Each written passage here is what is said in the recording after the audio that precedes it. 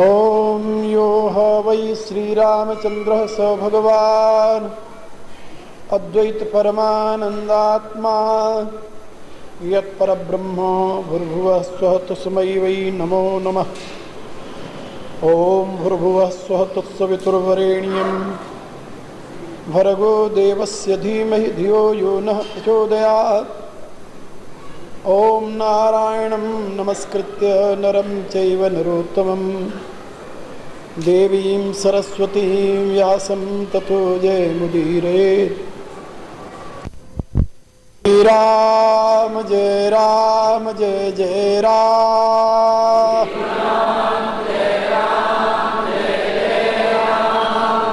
श्री राम जय राम जय जय राम।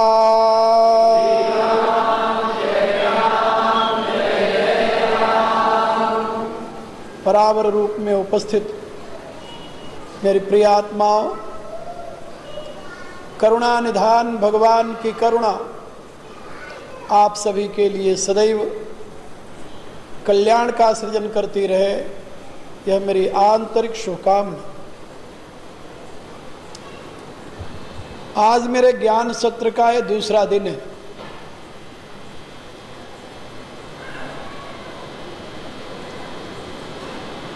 आप सब जानते हैं कि यह विज्ञान का युग है। जो बातें आज से कुछ वर्ष पूर्व असंभव थी, आज वह संभव हो गई है और इतनी अधिक मात्रा में संभव हो गई हैं जिसकी कि आप कभी कल्पना नहीं कर सकते थे। आज कोई व्यक्ति चाहे तो वो कुछ घंटों में पूरी पृथ्वी की परिक्रमा करके अपने स्थान पर पहुंच सकता है। कुछ घंटों में।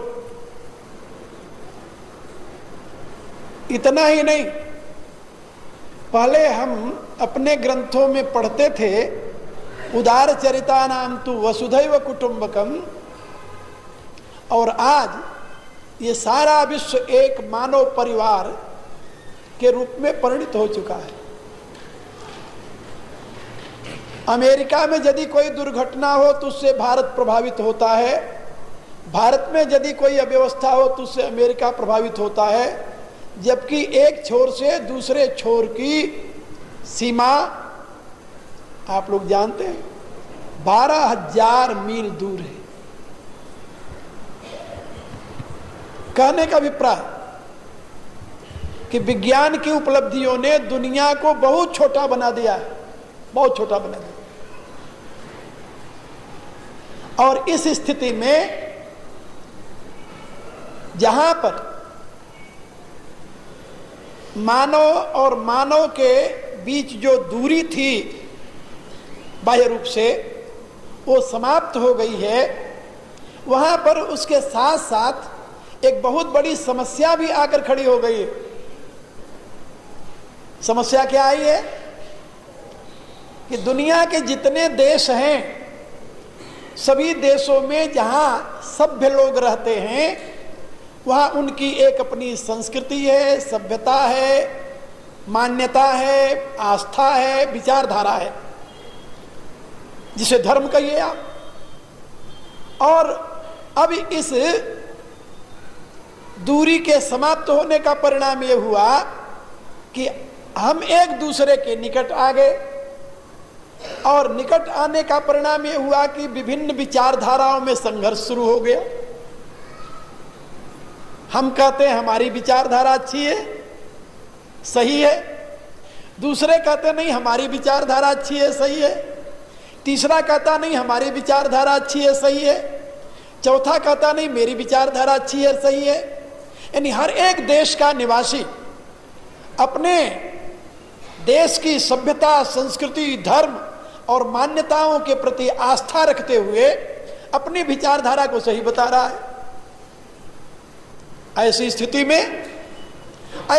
में केवल तीन विकल्प सामने खड़े होते हैं। कौन कौन से?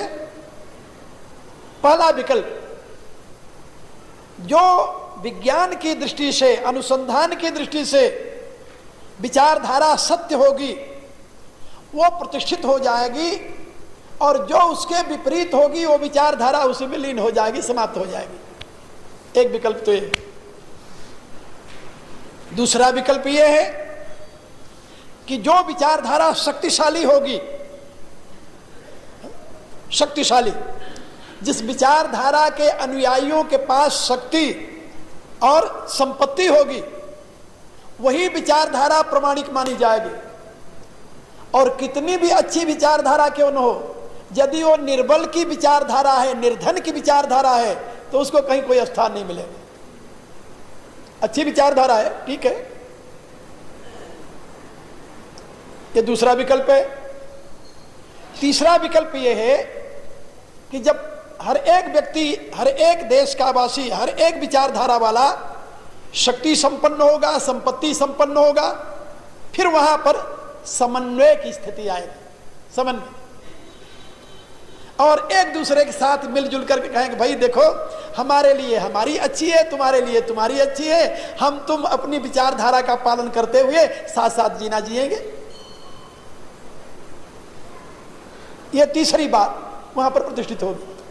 वैज्ञानिक दृष्टि से इसको थीसिस, एंटीथीसिस और सिंथेसिस कहते हैं। इन विचारधाराओं के ये तीन जो विकल्प हैं उनकी स्थिति है। आप लोग यहां गीता भवन में विद्वानों के विचार सुनते हैं, धर्म की चर्चा सुनते हैं, कथा कीर्तन करते हैं, ताली बजाते हैं, नाचते हैं, गाते हैं, भगवान को रिझाते हैं। लेकिन ये बात याद रखिए, मैं ये सब बातें आपको न तो बताने आया हूं न कराने आया हूं। इसके लिए भारत में बहुत महात्मा लोग हैं, वो आपके साथ ताली बजाएंगे, नचाएंगे, गवाएंगे, आप उसमें आनंद लीजिए। मेरी बातें यदि आपको सुननी है तो मैं आपको वैज्ञानिक दृष्टि से दुनिया की स्थिति का अवबोधन कराने आया हूं, और आपके शाश्वत सनातन धर्म का क्या महत्व है, उसकी क्या रूपरेखा है, क्या भूमिका है, और वो इस समय विश्व मानव को क्या दे सकता है, ये मैं आपको बताने आया हूं। यदि आप इसके रुचि रखते हो तो बड़े प्रेम से बैठकर मेरी बातें सुनिए, 5 दिन आपको और सुनाऊंगा। और यदि नहीं रुचि रखते हो, नाचने गाने में आपको मजा आता हो, तो फिर आप लोग अपने अपने घर जाइए, क्यों अपना समय खराब करते हैं और साथ साथ मेरा भी समय खराब करते हैं। लेकिन मैं देखता हूं, कल जब मैं यहां आया था थोड़े से लोग थे, आज देख रहा हूं अधिक लोग हैं। इसका अभिप्राय यह है कि आप लोग सुनना चाहते हैं ऐसी बातें, इसलिए मैं आपको सुनाऊंगा। अब सुनिए मेरी बात। इस समय दुनिया में जो विचारधाराएं हैं मुख्य रूप से 4 भागों में बटी है, 4 भागों में। देश बहुत है।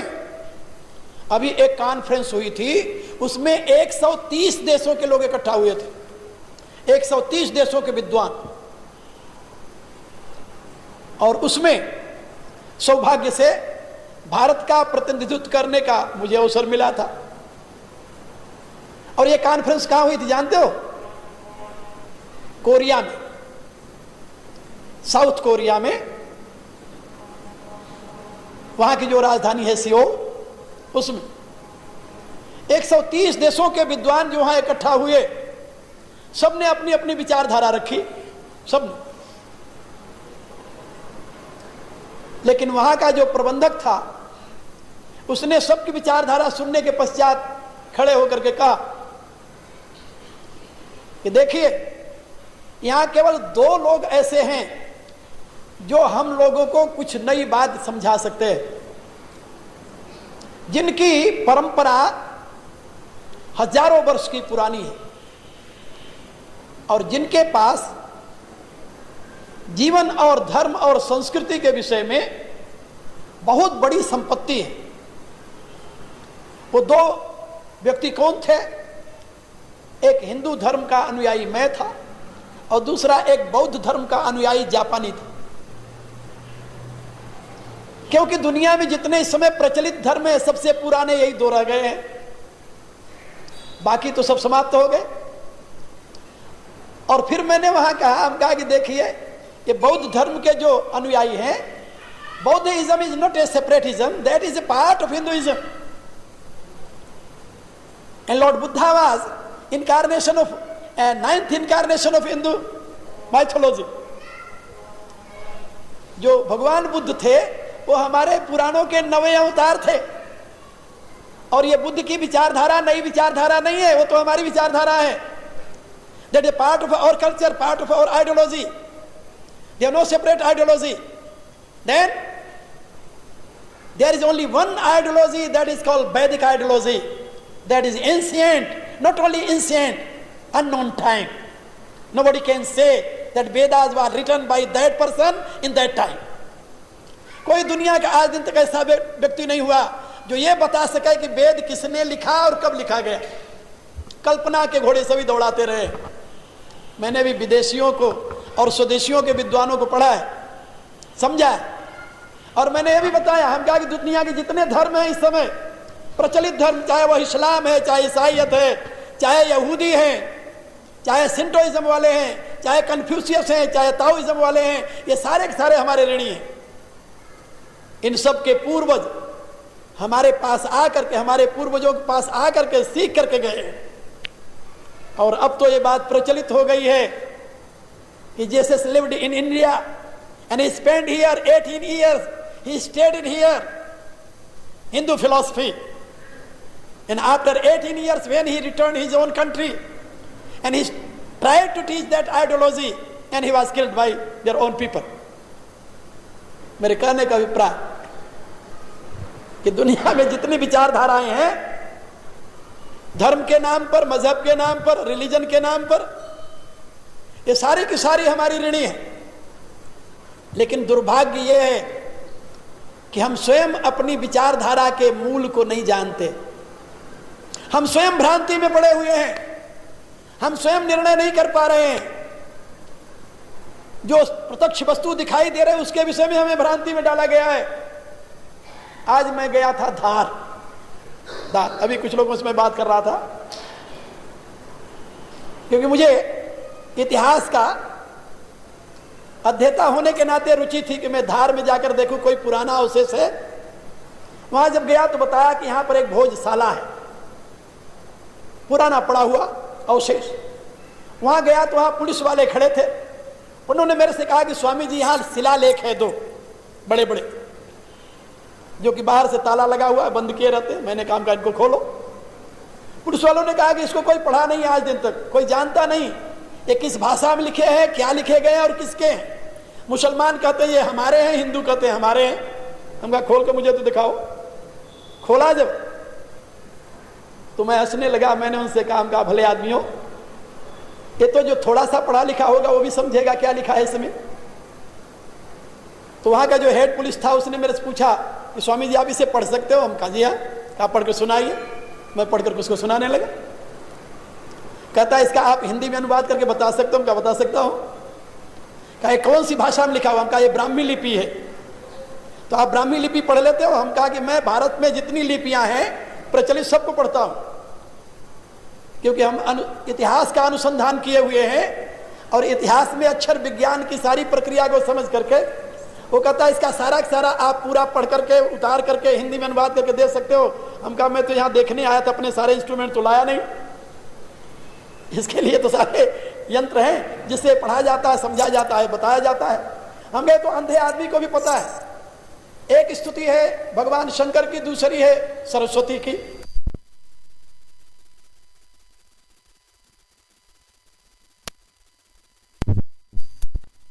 मैं तो यहाँ देखने आया था, अपने सारे इंस्ट्रूमेंट तो लाया नहीं. इसके लिए तो सारे यंत्र हैं जिससे पढ़ा जाता है, समझा जाता है, बताया जाता है. हमें तो अंधे आदमी को भी पता है. एक स्तुति है भगवान शंकर की, दूसरी है सरस्वती की. दोनों स्तुतियां 2 शिलालेखों पर लिखी हुई है. और उसको अब कहते हैं तो विवादित स्थल है. विवादित माने हिंदू कहते हैं मेरा है, मुसलमान कहते हैं मेरा है. क्या कमाल की बात है. हम कहा भाई शिलालेख को तो कोई नहीं ठुकरा सकता, झुठा सकता, अस्वीकार कर सकता. और यहाँ पर जो चित्र बने हैं, जो मूर्तियां हैं, उनको कौन झुठलाएगा. लेकिन नहीं, दुर्भाग्य हमारा, आज हमारे नेता कहते हैं कि ये संस्कृति खिचड़ी संस्कृति है. हम मान लेते हैं खिचड़ी संस्कृति है. हमें टेलीविजन पर दिखाया गया कि लोग आते गए और हिंदुस्तान बनता गया, हमने सर झुलाकर मान लिया बिल्कुल सही बात है, लोग आते गए हिंदुस्तान बनता गया। जिस व्यक्ति को, जिस समाज को, जिस जाति को, जिस देश को अपने अतीत के ऊपर गौरव नहीं है, उसको गौरव के साथ समाज में जीने का अधिकार नहीं मिलेगा। याद रखो मेरी बात। इसलिए आप अपने धर्म को समझिए। ये नाचने गाने से भक्ति नहीं होती, और नाचने गाने से मुक्ति भी नहीं मिलती, और न तो इसे धर्म का कोई अंग माना जा सकता है। धर्म की व्याख्या करते हुए हमारे शास्त्रकारों ने बताया है, यतो अभ्युदय निश्रेय सिद्धि सधर्म। धर्म मनुष्य के मन को संयमित बनाता है, मन को उच्छृंखल नहीं बनाता, मन को बहलाता नहीं, सुलाता नहीं, प्रसुप्त नहीं करता। धर्म जीवन के विकास की विधा प्रदान करता है। सीधा सा अर्थ है ये तो अभ्युदय निश्रेय सिद्धि सधर्म, जिसके द्वारा मानव सर्वतोमुखी विकास करता हुआ और पूर्णत्व को प्राप्त कर ले, उस विधा का नाम धर्म है। क्या आपने वह धर्म अपना रखा है? क्या धर्म के नाम पर जो कुछ करते हैं, इससे आपके सर्वतोमुखी विकास की कोई प्रक्रिया सिद्ध होती है? नहीं होती। आप अपने मन को बहलाते हैं। कुछ लोग शराब पी कर मन को बहलाते हैं, कुछ लोग पत्ते खेल कर मन को बहलाते हैं, आप यहां बैठकर नाच करके मन को बहलाते हैं। अंतर क्या है दोनों में, तीनों में? अंतर इतना है कि आप भगवान के नाम पर बहला रहे हैं अपने आप को, और दूसरे माध्यम से अपने आप को बहला रहे हैं, और जीवन में परिवर्तन नहीं, ना आपके परिवर्तन है, उनके परिवर्तन है। परसों एक लेख में पढ़ रहा था, यहां अखबार वाले ने लिखा था कि हमारे इस महानगरी में धर्म की बाढ़ आ गई है। आप लोगों ने भी पढ़ा होगा, धर्म की बाढ़ आ गई है, लेकिन हृदय सबका सूखा है। इस बाढ़ का नतीजा किसी भी नहीं मिल रहा। क्यों नहीं मिल रहा जानते हो? इसलिए कि बाढ़ में पानी ही नहीं है, हवा की बाढ़ है।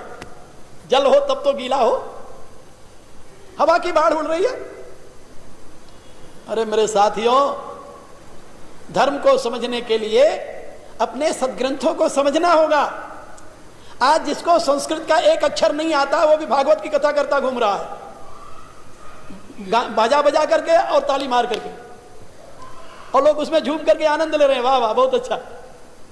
श्रीमद् भागवत परमहंस संहिता है, हमारे यहां संस्कृत के विद्वानों में प्रचलित है। विद्यावताम भागवते परीक्षा, विद्वानों की परीक्षा भागवत में होती है कि वो भागवत का एक श्लोक का सही अर्थ कर पाता है कि नहीं कर पाता। और यहाँ भागवत की कथा करने वालों के बड़े बड़े पाटिये लगे होंगे, उनसे पूछिए कि संस्कृत का एक शब्द आता है तुम्हें तो नहीं जानते हो, कथा भागवत की कर रहे हैं, क्या कहा जाए? गीता का प्रचार हो रहा है और यह समझाया जा रहा है ये संसार बिल्कुल मिथ्या है, नाशवान है, इससे तुम विरत हो जाओ। प्रचार किसका हो रहा? गीता का। उनसे पूछिए कि गीता की 8वें अध्याय की व्याख्या सुनने के पश्चात अर्जुन सन्यासी बना था या वॉरियर? क्या उत्तर देंगे? लेकिन नहीं, हम बच्चेपन में यही सुनते रहे कि एक बाप ने अपने लड़के को गीता पढ़ने के लिए भेजा। 12 वर्ष गीता पढ़ करके जब आया तो वो गांव के बाहर आकर बैठ गया। बाप ने कहा सही गीता नहीं पढ़ा इसने, फिर भेज दिया। फिर गया, फिर आकर के बहुत दूर ठहरा मंदिर में। बाप ने कहा अभी भी सही गीता नहीं पढ़ी। और तीसरी बार जब गया तो लौट करके नहीं आया, तो बाप ने मान लिया कि हाँ अब मेरे लड़के ने सही गीता पढ़ ली। कहने का अभिप्राय कि जो गीता का सही ज्ञान प्राप्त करता है वो संसार को छोड़ करके हिमालय में जाकर बैठ जाता है। इससे बड़ी मूर्खता का और प्रचार क्या होगा गीता के नाम पर? इसलिए मैं आप लोगों से निवेदन कर रहा था, ये वैज्ञानिक युग है। इस युग में वही धर्म टिकेगा जो विज्ञान सम्मत होगा, विज्ञान के प्रकाश में जिसको सिद्ध कर पाएंगे आप। क्योंकि मुझे दुनिया की सभी मान्यताओं वालों के साथ बैठना पड़ता है, चर्चा करनी पड़ती है, और उनके सामने भारतीय दर्शन के पक्ष को प्रस्तुत करना होता है। इसलिए वैज्ञानिक दृष्टि से उनके दिल दिमाग में भारतीय दर्शन को बैठाने के लिए तत्पर रहना होता है। और मैं जानता हूं कि ये भारतीय जनता यदि अंधविश्वास से विमुक्त हो जाए तो दुनिया में इससे अधिक समृद्धिशाली कोई देश नहीं होगा, शक्तिशाली कोई देश नहीं होगा और ऐश्वर्यशाली कोई देश नहीं होगा, क्योंकि भारत में सब कुछ है जो दुनिया में किसी भी देश के पास नहीं है। ये मैं बड़े विश्वास के साथ आपको बता रहा हूं। इसलिए नहीं बता रहा हूं कि मैं अखबार पढ़ता हूं, इसलिए बता रहा हूं कि मैं 12 महीने में दुनिया के आधे देशों में घुमाता हूं, और 1-2 दिन से नहीं, 25 वर्षों से ही कर रहा हूं। इसलिए मैं आप लोगों से बता रहा हूं कि आपकी संस्कृति, सभ्यता, आपका धर्म सब कुछ महान है, लेकिन दुर्भाग्य है कि आप उसको जानने समझने के लिए प्रयत्न नहीं कर रहे, अपने धर्म ग्रंथों को नहीं पढ़ते, उसमें क्या लिखा है उसको सही रूप में जानने की कोशिश नहीं करते। फिर परिणाम क्या हो? एक बात और सुनिए, हमारे सारे धर्म ग्रंथ संस्कृत में। धर्म ग्रंथों को सही रूप में जानने के लिए संस्कृत पढ़ना जरूरी है, लेकिन अंग्रेजी आप पढ़ेंगे जो 6500 मील दूर की भाषा है, और अपने घर की भाषा जो संस्कृत है उसको नहीं पढ़ेंगे आप चाहेंगे मेरा बच्चा पटर पटर अंग्रेजी बोले, लेकिन कभी आपकी कल्पना हुई कि मेरा बच्चा संस्कृत में वार्तालाप करे? नहीं हुई। क्यों नहीं हुई? इसलिए कि आपको संस्कृत की महिमा का पता नहीं है। आप ये जानते हैं कि अंग्रेजी बोलेगा तो मेरा बच्चा बड़ा विद्वान माना जाएगा।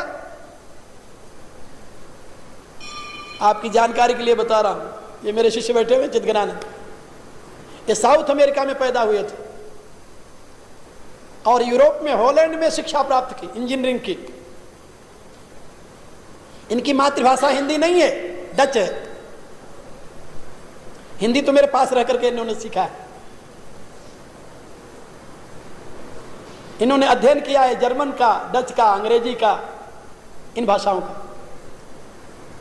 लेकिन चाह जिसे कहते हैं, जिसकी मातृभाषा हिंदी नहीं है, वो आज हिंदी में व्याख्यान देता है, शास्त्रों की व्याख्या करता है चाह के नाते। क्या आपके बच्चे ऐसे नहीं कर सकते क्या?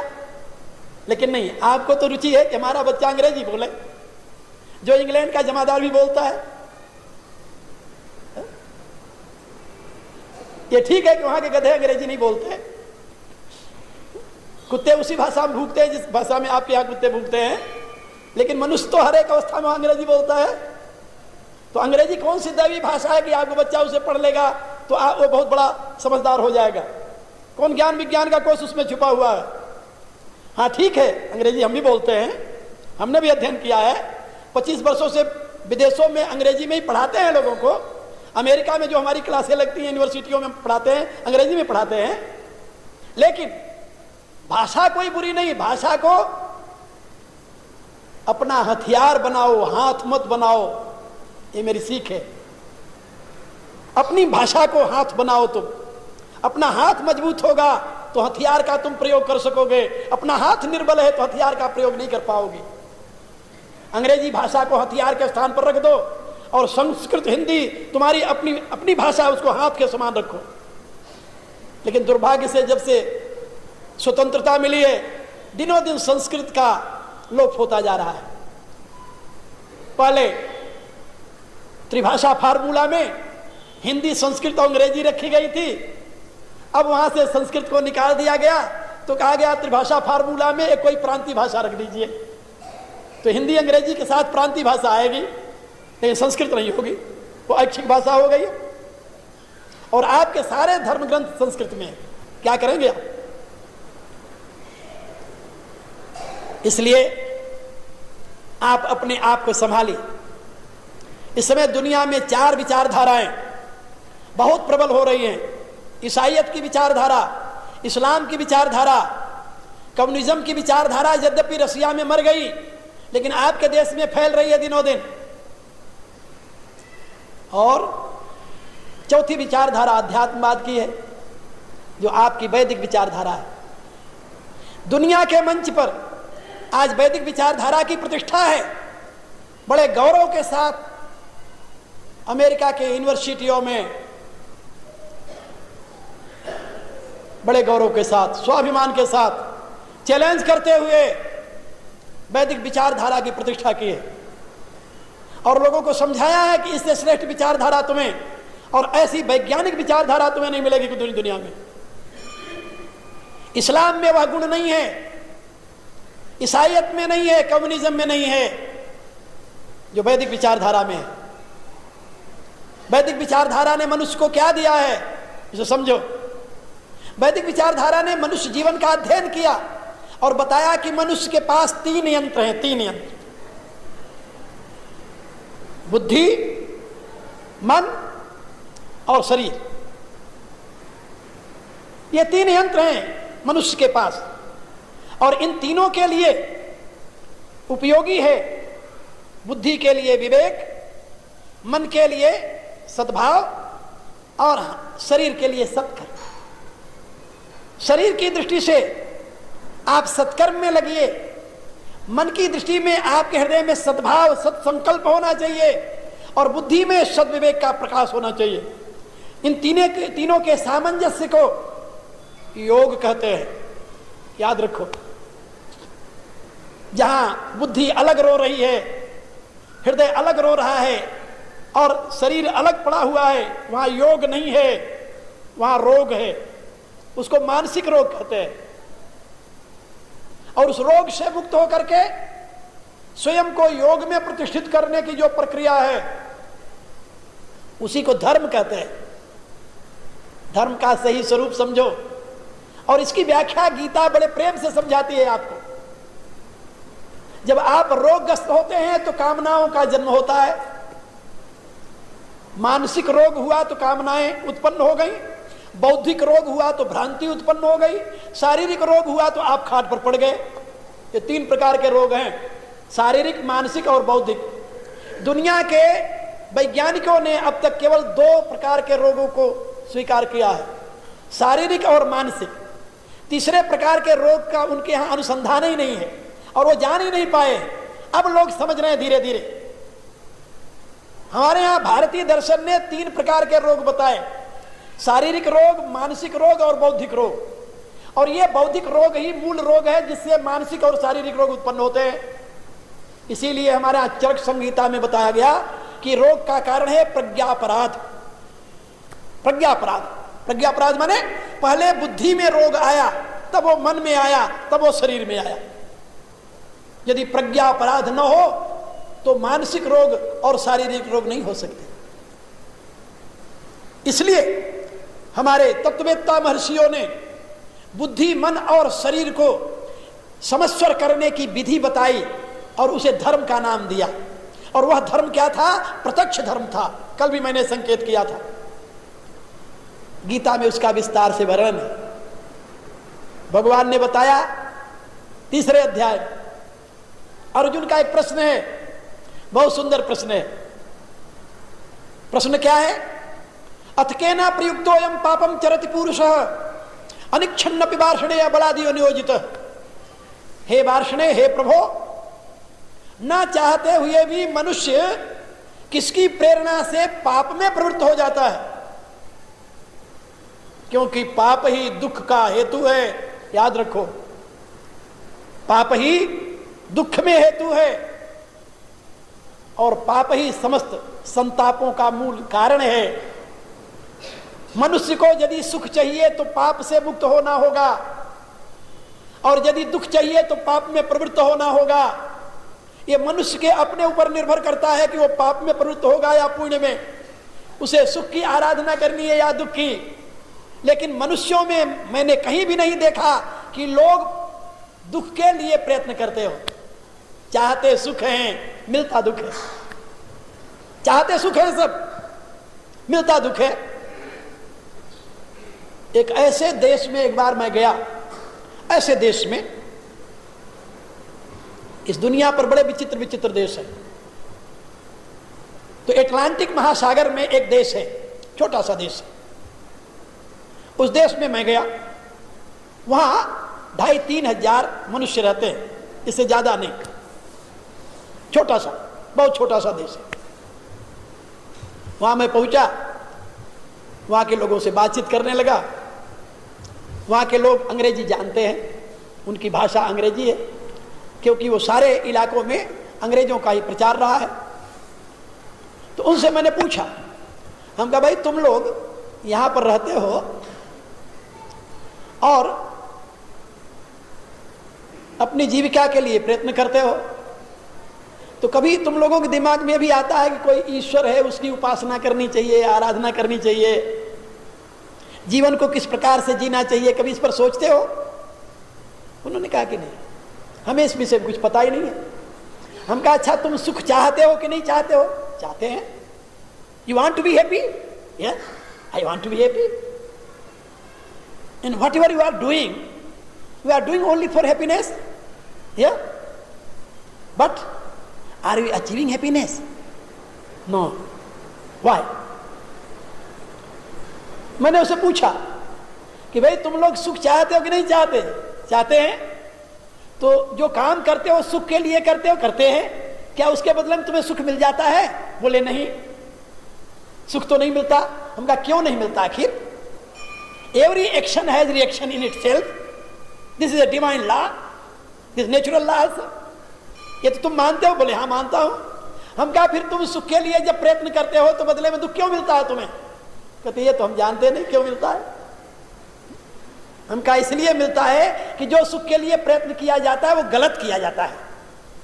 यदि सही किया जाए तो सुख मिल जाएगा, गलत किया जाएगा तो नहीं मिलेगा, क्योंकि चाहने से वस्तु नहीं मिलती। क्या समझे?